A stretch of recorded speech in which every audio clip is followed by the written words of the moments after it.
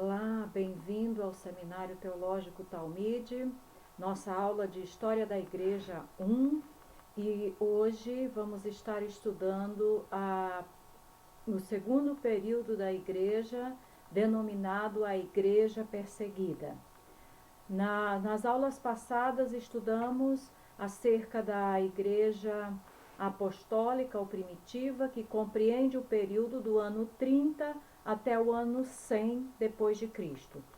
Esse período da igreja que vamos estudar agora, a igreja perseguida, vai do ano 100 até o ano 313. E como o próprio nome designa esse período, foi uma época em que a igreja sofreu muitas perseguições, grandes perseguições. Então, nesse período, relembrando também que nas aulas passadas nós vimos que a igreja foi perseguida desde o início da sua história, primeiramente pelos judeus e depois pelo próprio Império Romano. Então, a primeira e a segunda perseguição à igreja, a partir do Império Romano, por iniciativa do Império Romano, se deu justamente no final, nos últimos anos, nas últimas décadas do primeiro século, certo? Então, agora nós vamos estudar as perseguições que ocorreram no segundo e terceiro século, que compreendem exatamente esse período que nós chamamos, que os historiadores chamam de igreja perseguida. Vamos começar então, nossa primeira abordagem é as razões das perseguições. O que motivou, o que fez com que o Império Romano perseguisse os cristãos e a igreja? Primeiro eram as razões políticas. Os cristãos eram considerados uma ameaça ao império, porque eles estavam falando sobre outro reino e outro rei. Ensinavam sobre outro reino, ensinavam sobre outro rei, que é Jesus, e um reino que obviamente não era um reino terreno, humano, mas era um reino celestial. Então, isso era considerado como uma ameaça.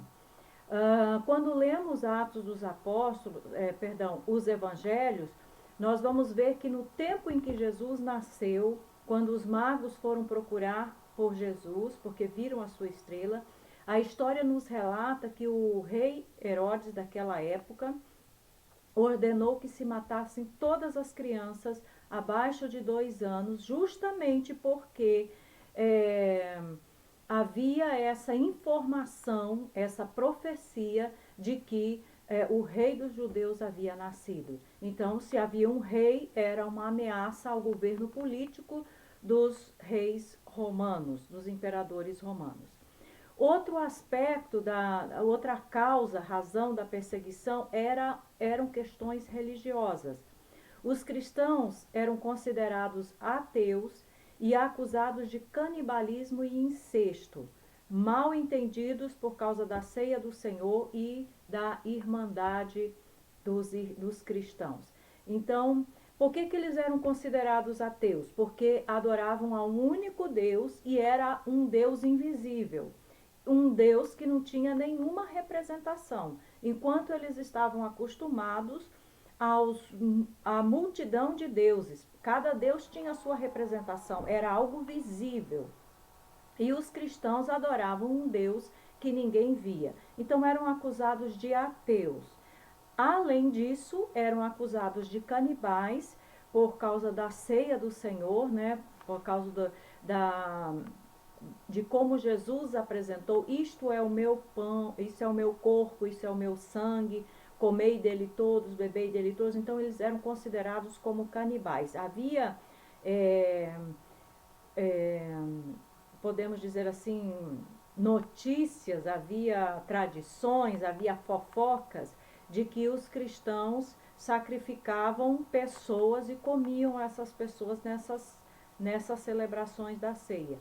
Além disso, havia a acusação de incesto. Por quê? Porque todos se tratavam como irmãos, todos se consideravam como irmãos. E entre os cristãos haviam casamentos, então eles consideravam isso como um incesto, já que todos eram irmãos. A outra questão religiosa que causou a perseguição era a sua proclamação de Cristo como o único caminho para o único Deus. O evangelho colidia com o politeísmo da época, certo? Então era uma mensagem contrária àquilo que eles estavam acostumados, de que eles tinham que de alguma forma satisfazer os seus muitos deuses para tentar alcançar a salvação. A outra razão da perseguição era uma razão social, uma questão social.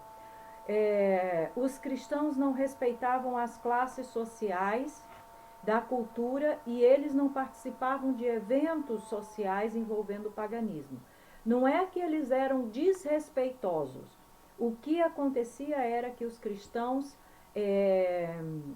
se dirigiam a qualquer pessoa de qualquer classe social. E haviam pessoas que estavam se convertendo em todas as classes sociais. E uma coisa que era absurda na cabeça deles era que na comunidade cristã, na igreja cristã, entre os cristãos, não havia o escravo e o senhor do escravo. Ali todos eram iguais, todos eram irmãos. E em algumas circunstâncias, o que acontecia? O escravo tinha mais autoridade, tinha mais influência ou tinha mais poder do que o senhor dentro da igreja. Então, fora da igreja, ele era escravo e o senhor era o senhor. Dentro da igreja, o escravo era a autoridade e o senhor, às vezes, era alguém simplesmente submisso ali a um escravo. Então, isso era uma coisa inconcebível socialmente para os padrões da época. E a outra questão era que eles não participavam de eventos sociais. Por quê? Porque geralmente envolviam questões pagãs. Então os cristãos não participavam e por isso eram chamados de antissociais. Havia também as razões econômicas que motivaram a perseguição, que era justamente a venda de itens religiosos.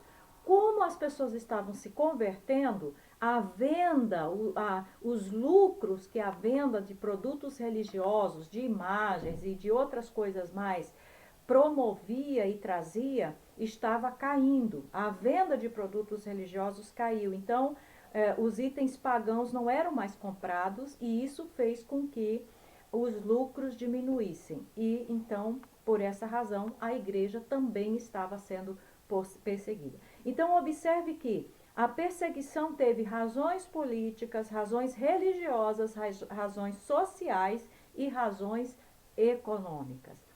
Isso nos mostra quão impactante é a mensagem do Evangelho e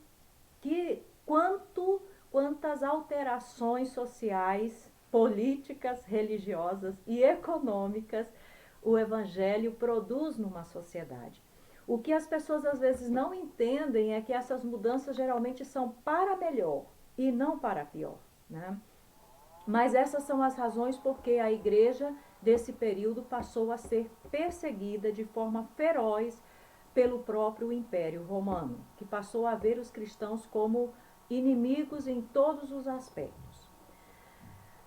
Sob o governo de Plínio o Jovem, que era da Ásia Menor, e o imperador Trajano, os cristãos não eram procurados, mas eles eram processados quando eram denunciados. Então, assim, não era uma perseguição ativa, mas se houvesse alguma denúncia contra qualquer cristão, então eles eram presos e eram procurados.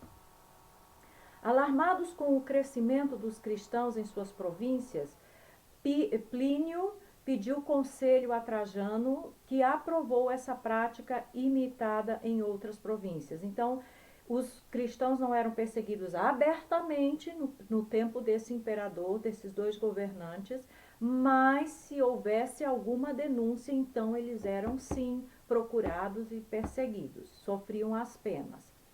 Eles davam aos cristãos 3 oportunidades de se arrepender, que eram, primeira, invocando aos deuses pagãos, Segundo, oferecendo um sacrifício ao imperador. E terceiro, amaldiçoando a Cristo. Então, quando eles eram presos, capturados, os cristãos tinham essa oportunidade de redimir-se diante de todos com uma dessas três atitudes. Mas qual foi a constatação? O próprio Plínio e Trajano constataram que é impossível obrigar os verdadeiros cristãos a fazer essas coisas. Um cristão, os que negavam a Cristo de alguma forma e aceitavam uma dessas propostas, estavam já declarando de que de fato não eram cristãos. Enquanto isso, os que eram cristãos verdadeiros permaneciam firmes, inabaláveis, e ninguém conseguia obrigá-los a praticar nenhuma dessas três coisas. Ele não encontrou nada fora do lugar ou ilegal no comportamento dos cristãos, exceto ser teimosos em continuar acreditando na sua superstição maligna e extravagante. Era assim que o cristianismo era visto e conhecido. Adriano, que foi outro imperador, ele também continuou uma perseguição moderada, nesses mesmos termos. Não buscava diretamente, não perseguia diretamente aos cristãos, mas se houvesse alguma denúncia, então eles sofriam as penalidades da denúncia. Sob o governo de Antonino Pio, no ano de 139 a 161, houve muita perseguição local, mas não em todo o Império Romano. Essa é uma outra coisa. Não era o Império inteirinho que estava perseguindo os cristãos. Havia perseguições localizadas em algumas regiões, em algumas cidades. Dependendo das circunstâncias, essa perseguição acontecia. E havia outros lugares onde havia uma relativa calma e tranquilidade. Sob o governo de Marco Aurélio, que foi de 161 a 180, os cristãos foram perseguidos em Roma, França e África constantemente. Ele era um filósofo estoico que tinha preconceitos contra os cristãos.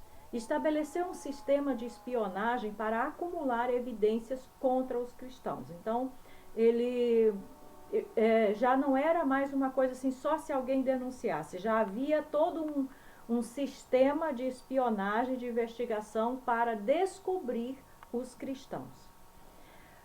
Ele os perseguiu porque os culpou pelos muitos desastres que aconteceram no seu império durante o seu reinado. Então, foi um período assim que aconteceram inúmeros desastres, inúmeras catástrofes, vários problemas no seu império, no seu reinado, e a culpa foi atribuída justamente aos cristãos. Por quê? Porque não adoravam aos deuses pagãos, porque não prestavam cultos a toda aquela gama de deuses pagãos. Outro imperador que perseguiu os cristãos foi Sétimo Severo, do ano 202 ao ano 211.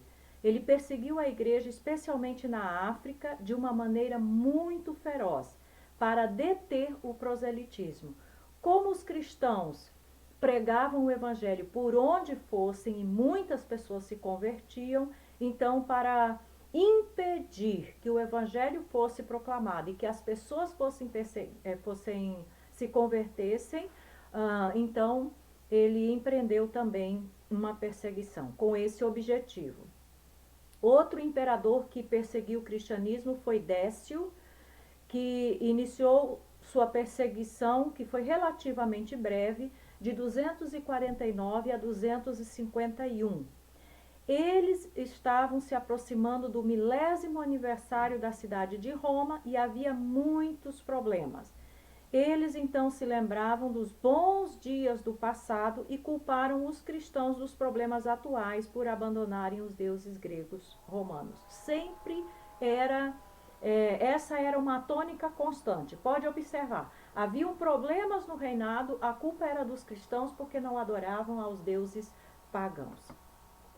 Outro imperador, Valeriano, de 253 a 260, abandonou a perseguição, mas depois a retomou para deter os desastres que estavam acontecendo no império, da mesma forma que alguns imperadores anteriores. Muito bem. Essas foram as perseguições do século II e III. As perseguições do século IV. Um dos perseguidores, um dos imperadores que empreendeu uma perseguição foi Diocleciano, do ano 303 ao ano 305. Diocleciano fez 4 editos ordenando a destruição de toda a propriedade eclesiástica, toda a literatura cristã foi confiscada e destruída, demitiu todos os funcionários do governo que eram cristãos e os líderes eclesiásticos foram presos. Os cristãos perderam a cidadania e todos queriam obrigar que todos oferecessem sacrifícios aos deuses. Como eles não faziam isso, então sofreram todas essas penalidades por conta da sua fé. Ele fez tudo isso apesar de que sua esposa e sua filha fossem cristãs. Então veja como a fúria contra o cristianismo e contra os cristãos era uma coisa assim intensa, quase que inexplicável. E nem o fato da esposa e da filha serem cristãs amenizou a fúria deste imperador chamado Diocleciano. Os cristãos responderam às perseguições em todas as épocas, desde o segundo século, terceiro e até o quarto século e posteriormente algumas ainda, de diferentes maneiras. Como que eles responderam? Obviamente, alguns negaram a Cristo, porque lamentavelmente nem todos que se dizem cristãos são cristãos de fato. Então, alguns negaram a Cristo.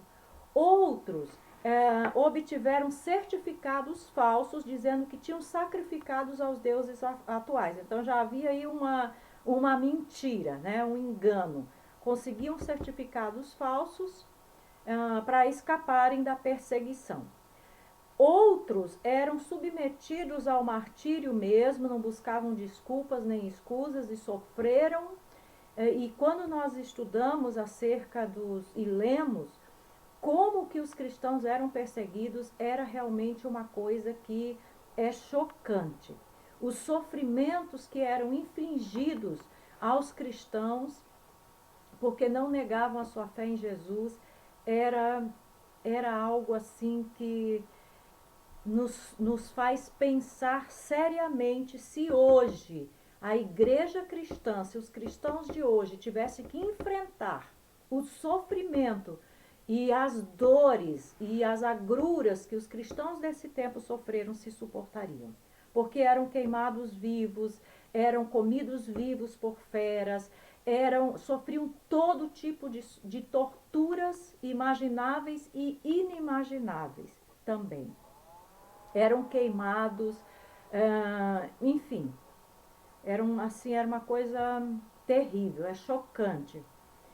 E por último, outros até procuravam o martírio. Então eram aqueles que buscavam escapar o máximo que pudessem, mas quando não dava mais, não negavam a sua fé e enfrentavam o martírio. E havia aqueles que voluntariamente se apresentavam como cristãos porque queriam ser martirizados, queriam sofrer, queriam morrer por amor a Cristo. Então, dessa forma, os cristãos responderam às perseguições. Diocleciano, que era esse imperador, que estávamos falando há pouco, ele dividiu o império em 2 partes, Ocidente e Oriente, estabelecendo uma ordem de sucessão para evitar qualquer guerra civil e qualquer disputa de poder, e depois ele se aposentou voluntariamente. Apesar disso, após diversas guerras entre os candidatos ao trono, Constantino venceu o controle no oeste, em 313, no ocidente, e depois em todo o império em 324. Então, A intenção de Diocleciano é que não houvessem guerras e disputas por causa de poder. E dividiu o império em duas partes para que facilitasse a governabilidade. Mas isso não evitou que houvessem as disputas e as guerrilhas entre os partidos interessados, partidos que eu digo aqui, pessoas, né? E dessa forma Constantino acabou prevalecendo, primeiro no Ocidente e alguns anos depois no Império em todo. Então ele conseguiu novamente unificar o Império e transformá-lo e se transformar no único imperador do Império. Como que se deu isso? Constantino estava convencido de que suas vitórias foram resultado de suas orações ao Deus Supremo.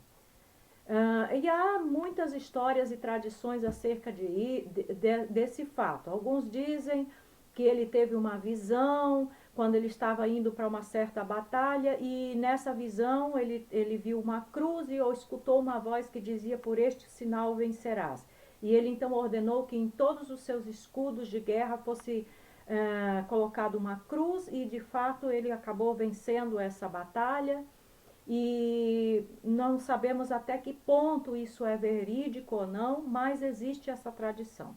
De alguma forma, Constantino sofreu alguma influência do cristianismo e dessa forma ele atribuiu as suas vitórias a Deus, ao Deus Supremo. Com isso, em 313, já como imperador do Império Romano Ocidental, ele proclamou o Edito de Milão, que concedia tolerância religiosa para cristãos e também para pagãos, certo? Então, aqui eu quero fazer um parênteses e fazer um esclarecimento, porque eu escuto muitas pessoas dizendo por aí, falando e tal, que Constantino oficializou o cristianismo, que Constantino legalizou o cristianismo. Não é verdade. Constantino deu tolerância religiosa. Significava que os cristãos agora podiam se reunir, podiam realizar os seus cultos, inclusive receberam apoio e auxílio de muitas maneiras do próprio império, mas o cristianismo não era ainda a religião oficial do Império Romano, o cristianismo não estava ainda, digamos assim, livre completamente para poder exercer a sua vida tranquilamente, certo? Então, isso é importante entender. Nós vamos ver que o cristianismo foi declarado como religião oficial do Império Romano somente no ano 381, quando o imperador Teodósio faz essa declaração. E aí sim, a igreja passou a ser chamada de Igreja Católica Romana, certo?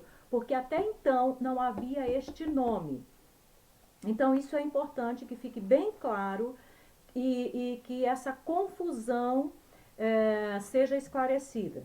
Constantino não oficializou o cristianismo, ele deu tolerância religiosa para cristãos e também para pagãos, porque até os pagãos estavam sendo perseguidos em alguns lugares por causa do cristianismo. Então havia uma perseguição dupla. Havia perseguição aos cristãos e havia também, em alguns casos, perseguição aos pagãos. Então, Constantino concedeu tolerância religiosa para os dois grupos. Ele se considerava cristão e favoreceu o cristianismo, mas manteve algumas crenças pagãs, especialmente sua adoração ao deus Sol invicto. Isso, para mim, é um sinal mais do que evidente de que ele, de fato, não se converteu. Há muitas controvérsias. Alguns que dizem que ele se converteu, outros dizem que ele não se converteu. O fato é que ele, durante toda a sua vida, seguiu com algumas práticas pagãs, seguiu a sua adoração ao Deus Sol e, segundo a tradição, ele só se batizou já no final da sua vida, porque também já havia uma crença, uma crença incorreta, lamentavelmente, de que o batismo podia perdoar pecados. Então ele queria se batizar perto da hora de morrer para que todos os seus pecados fossem perdoados. Quando ele declarou santo o sétimo dia, ou o dia do descanso, ele chamou esse dia de sol, ou domingo, como nós conhecemos hoje. Na verdade, o dia domingo, que é dia de descanso, é uma homenagem justamente a esse Deus que ele cultuava. Aqui tem uma outra informação importante que nós precisamos lembrar. Ouvimos muitas vezes algumas pessoas acusando os cristãos, ou dizendo para os cristãos, na sua maioria, especialmente aqueles que não guardam o dia sábado como dia de descanso, de que eles guardam o domingo porque o imperador Constantino decretou esse dia como dia de folga, dia de descanso, dia de feriado. Mas esse é um equívoco. Por quê? Porque, na verdade, o que aconteceu foi o contrário. Constantino decretou esse dia como dia de folga e descanso, que na verdade era o primeiro dia da semana e não o sétimo dia. Por quê? Porque os cristãos já se reuniam nesse dia, desde os tempos da igreja primitiva, para cultuar e celebrar ao seu Deus, ao Senhor Jesus Cristo. Então, como ele se dizia, entre aspas, cristão, e estava dando tolerância religiosa, então ele declarou o primeiro dia da semana, não o sétimo dia, o primeiro dia da semana como dia de descanso para os cristãos e para todo o império. Não para que os cristãos obedecessem isso, mas era porque os cristãos já faziam isso. Então Constantino simplesmente tornou isso oficial em todo o império, certo? Então é importante entender isto. O sábado como dia de descanso é uma prática do judaísmo, da religião judaica. E o primeiro dia da semana, desde a igreja primitiva, desde que Jesus ressuscitou, é o dia em que os cristãos se reúnem para celebrar o seu Deus. E foi declarado como dia de descanso pelo imperador Constantino por causa dos cristãos e não para os cristãos. Que isso fique bem entendido.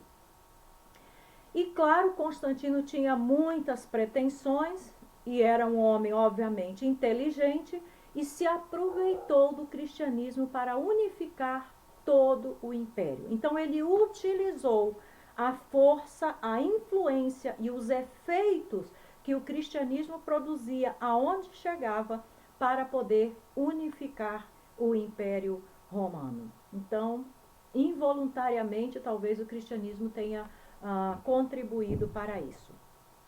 Quais foram os resultados destas perseguições durante todos esses tempos? Houve vários resultados.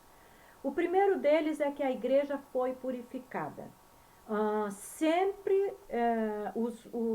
Quando aconteciam as perseguições, e sempre é assim, quando há perseguição à igreja, os que são cristãos permanecem, e os que não são cristãos vão embora.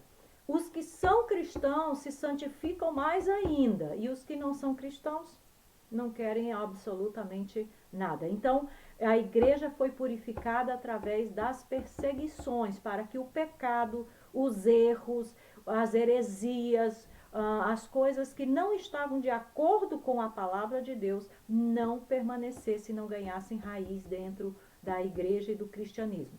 Mais uma vez, quando falamos de igreja, aqui não estamos falando do nome de uma igreja, de uma instituição especificamente, ou de uma denominação. Estamos falando do corpo de Cristo, de todos aqueles que são cristãos, que conheceram a Jesus e declararam Jesus como Senhor e Salvador.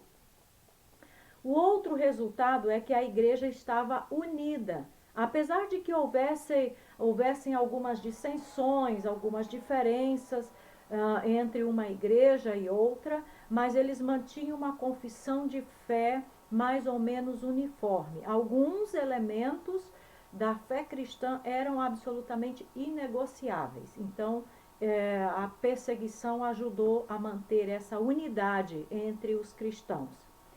Muitos cristãos tiveram que fugir para outras terras, para outros lugares, por causa da perseguição. E isso teve um efeito maravilhoso, porque onde chegavam, pregavam o evangelho. E a igreja cresceu a ponto de alcançar pelo menos 10% dos habitantes do Império Romano, certo? Então, a intenção de deter os cristãos através da perseguição teve efeito contrário, porque quanto mais eram perseguidos e esparcidos, mais os cristãos pregavam o evangelho e mais o evangelho crescia aonde os cristãos chegavam.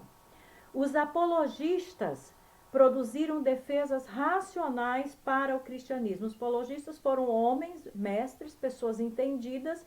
Apologistas, você já deve saber, significa, apologia é defesa da fé. Então eram pessoas que se levantaram para defender a fé cristã. E alguns negaram a Cristo, como sempre, obviamente, e depois alguns procuraram ser restaurados na igreja. E essa readmissão daqueles que haviam negado a Cristo primeiramente produziu muitas controvérsias dentro da igreja. Vamos ver mais adiante que havia aqueles que não concordavam que os que haviam negado a Cristo fossem readmitidos no convívio da igreja. E havia outros que diziam que sim, que eles podiam ter se arrependido, serem perdoados e voltarem à comunhão da igreja. Então esse foi um ponto que produziu muitas diferenças e controvérsias dentro e no meio dos cristãos. Agora, para entender quem contribuiu para fortalecer o cristianismo nisso tudo, nós vamos conhecer algumas pessoas.